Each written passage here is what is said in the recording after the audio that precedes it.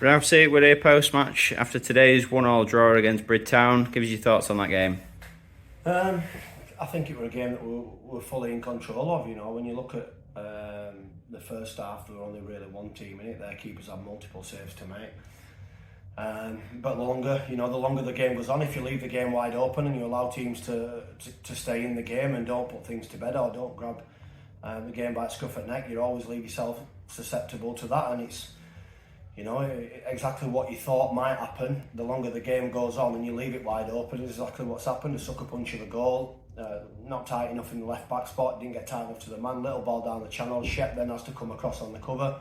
A ball that cuts him out of the game, cut back, the shot's going 5 yard wide, it's jacked, drops in front of the net and they tap it into an empty net. And from a position of probably should have been taking 3 points, or definitely should have been taking 3 points, we've gone away with one, which probably sums up our season. Yeah, you touched on it about not taking his chances. Obviously, we created quite a number in both halves. How pleased were you with the fact that the lads that started today's game were able to link up the way they were after a few changes in recent weeks? Yeah, I thought, you know, we look bright going forward. I think you look at Mikey's performance, I think that's the first 90 minutes for a few months for him, and look really bright, and that's a culmination of the way he's trained in the last 2 weeks. So he's trained really well and he's carried that performance into today, and I thought he was probably one of our better players and looked most likely to score for us. He obviously gets his header and he looked like he was going to add to that tally every time he got the ball. You know, he was bright, he was trying to make things happen, and ultimately I think we've just said it to the players in there. You know, there's probably 7 or 8 players out there who don't deserve to be going out of that game with only 1 point, but as I say, if you don't do your job, you can't do the basics of staying with runners, getting tight, you know, taking the game by the scruff of the neck in tricky conditions on a tricky pitch, then you always leave yourself wide open to what's happened. After a tough run of games away from home, we got a point obviously at Grantham and then another point today. How much are you looking to try and end the season on a high with a good run of games?